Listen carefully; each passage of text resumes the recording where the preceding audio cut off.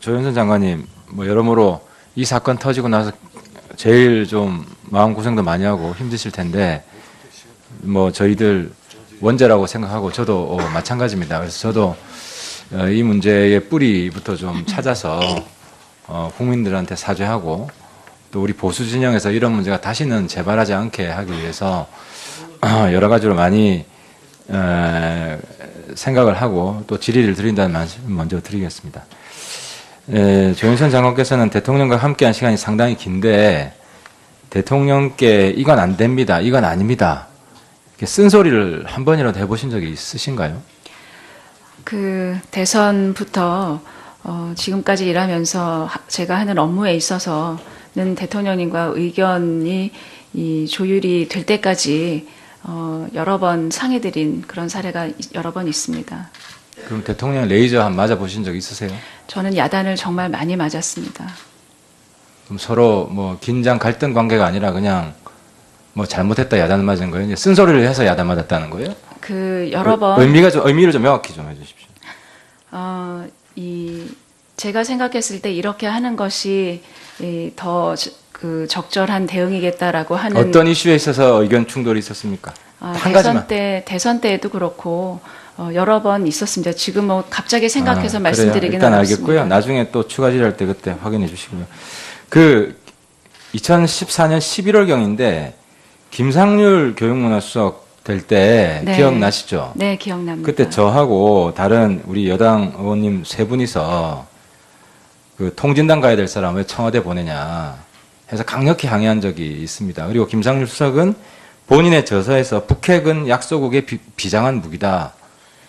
9.11 사태는 폭력적인 미국 문화와 관련돼 있다. 상당히 반미주의가 강하고 또 북핵을 또 옹호하고 우리 그 박근혜 정부의 보수 그런 이념도 볼 때 같이 할 수 있는 사람이라고 판단이 되지 않는데, 그래서 저는 개인적으로 그때 이제 청와대에 강력히 확인했습니다. 그리고 추천한 사람이 누군지 공개하라라고 요청하기도 했어요.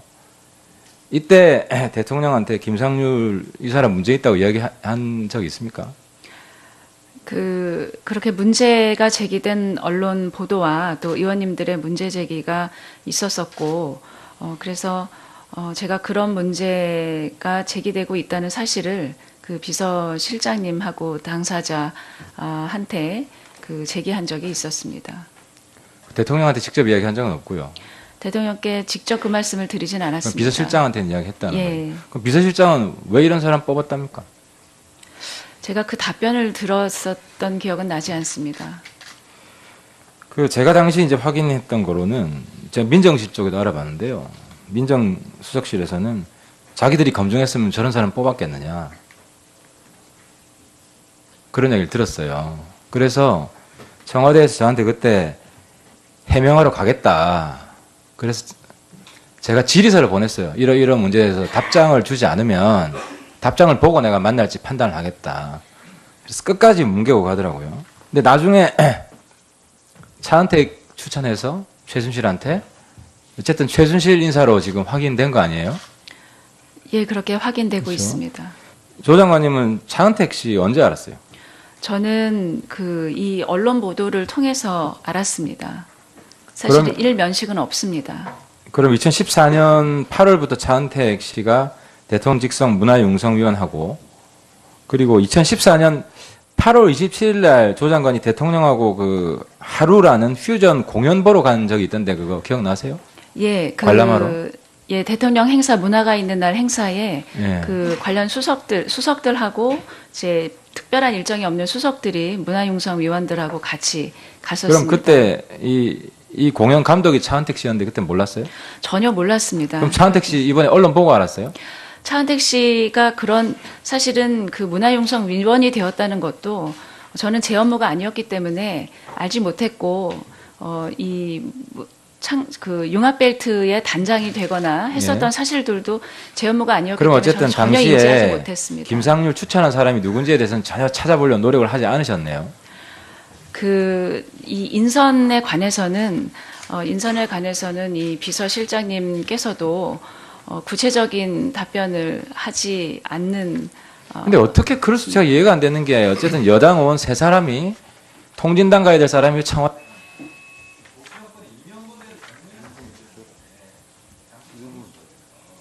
그런 문제를 안 챙겨볼 수가 있어요. 이 실장님 계신 자리에서도 이 문제 제기를 했었고, 제가 이제 이 당사자의 설명은 상당히 오래 전에 그런 생각을 했었던 적이 있는데, 지금은 본인의 입장은 전혀 그렇지 않다라고 하는 그런 설명은 들은 사실이 있습니다. 마지막으로 한마디만 드릴게요. 이때도 끝까지 추적했으면 차은택이라는 사람을 찾아냈으면 최순실까지 연결고리도 찾아낼 수 있었고, 다시 말해서 문제가 있을 때 그 문제의 뿌리를 파고들었으면 최순실을 예방할 수 있는, 막을 수 있는 기회는 있었다는 거예요. 이때가 2014년이었거든요. 그래서 몰랐다고 해서 이거는 변명이 되는 게 아니다. 그런 의미에서 이건 공범이 맞다는 거예요. 예, 하태경 의원님 수고했습니다. 다음은 김한정 의원님 질의해 주십시오. 예, 경기도 남양주 얼구 김한정 의원입니다. 법무차관님, 네. 최순실 씨가 보유하거나 또 보유했던 재산들이 신사동 7층 빌딩 시가 200억 원, 신사동 4층짜리 빌딩, 하남시 토지, 강원도 평창군 토지, 역삼동 다가구 주택, 이렇게 드러난 것만 나와 있습니다. 이분은 유치원 원장 경력밖에 없는 분입니다. 그리고 최태민 일가, 최순득 씨 등이 보유하고 있는 청담동 빌딩만 하더라도 1,300억 원으로 추산되고 있습니다. 삼성동 빌딩도 있다고 합니다. 1,000억 원가량 지금 시가가 간다고 하는데, 이런 막대한 부동산이 도대체 어떤 경위로 이분들 손에 넘어가게 됐는지 조사해야 되지 않겠습니까? 이런 사실들을 국민들이 어떻게 받아들이겠습니까? 이 부분, 이 문제만큼은 특검 수사와 별개로 검찰에서 또 국세청에서 관계 부처들이 이런 재산 취득의 경위와 과정, 그 과정에서 탈법이 없었는지 불법이 없었는지, 그리고 세금은 제대로 냈는지 조사해야 된다고 생각하는데 어떻게 생각하십니까? 예, 말씀하신 부분에 대해서도 특검과 협조해서 의혹이 해소될 수 있도록 노력하겠습니다. 이 문제에 대해서는 본 의원이 지난 10월 국회 예결위에서 총리에게 질의를 했습니다. 총리께서 어떻게 답변하냐? 황교안 총리. 이런 재산 과정에서의 비리와 관련된 부분에서는 관계기관 모두 힘을 합쳐서 필요한 조치를 취하도록 하겠다고 답변했습니다. 그 이후에 법무부 차원에서 진행된 내용이 있습니까? 지시사항이나 아니면 관계부처 간 협의가 있었습니까? 범죄인으로부터 재산을 국가가 몰수 추징하려면은 형법상의 몰수 추징 절차에 의할 수도 있고, 범죄 수익 은닉 규제법이나 부패재산 몰수 특례법상의 중대범죄 또는 부패범죄에 해당하는 것이라야 가능한 부분이 있습니다. 그래서 그런 이 사건 수사 과정에서 그런 부분이 없는지 면밀히 살펴보고 있던 것으로 보고받았습니다. 지금 수사가 계속 중인 상태에서 특검이 임명돼서 앞으로는 특검을 중심으로 진행이 되겠지만 계속 협력하도록 하겠습니다. 지난 10월 16일 날에서 18일에 작성된 것으로 추정됩니다. 민정수석실에서 대통령한테 보고서가 올라갔어요. 이 문제의 보고서는 제목이 미르 K스포츠재단과 비선실세에 대한 검토 의견 두 종입니다. 하나는 그 다음은 법적 검토 문건입니다. 이 문건들이 어떻게 확인이 됐냐? 제1부속실장 정호성 씨 핸드폰에 이 문건들이 사진으로 찍혀 있었어요. 검찰이 지금 확보하고 있습니다. 이 법적 문제가 없으니 전면 부인하라는 취지로 보고가 올라갔고, 또 앞으로 최 씨의 자금 유용이 있다면 문제되겠지만 그런 정황이 없어서 큰 문제가 없다. 라는 보고서가 있었습니다. 이런 보고서가 작성됐는데 그 과정에서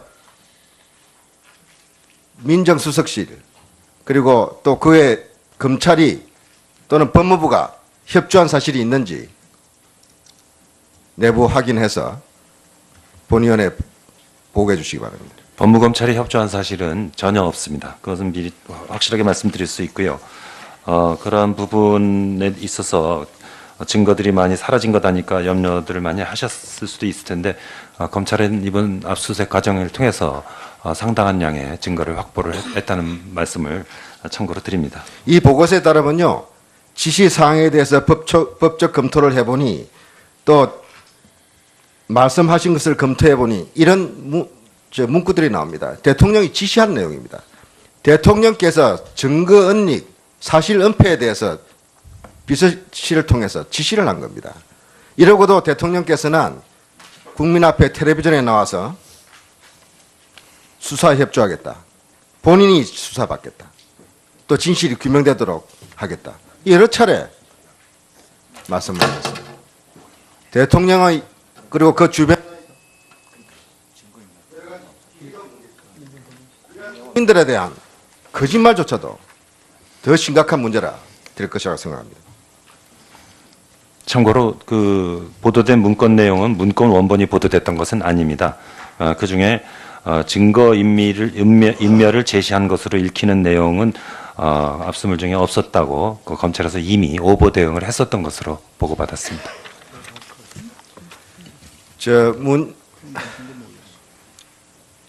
문영표 이사장님, 문영표 이사장님은 복지부 장관에서 사퇴한 이후에 지금 현재 국민연금 이사장으로 취임하셨죠? 넉 달 이후죠? 예, 그렇습니다. 누가 추천했습니까? 뭐 그건 뭔지는 모르겠습니다. 안종범 수석의 도움을 받았습니까?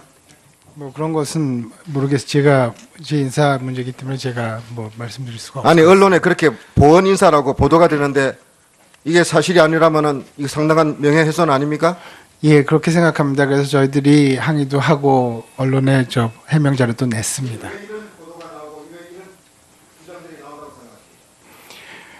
뭐 저도 뭐 이런 축성 기사가 나와서 저희들이 상당히 당혹스러워하고 있고요. 특히 또 국민연금이 상당히 또 의혹의 중심에 서게 돼서 정말 안타깝게 생각하고 있습니다.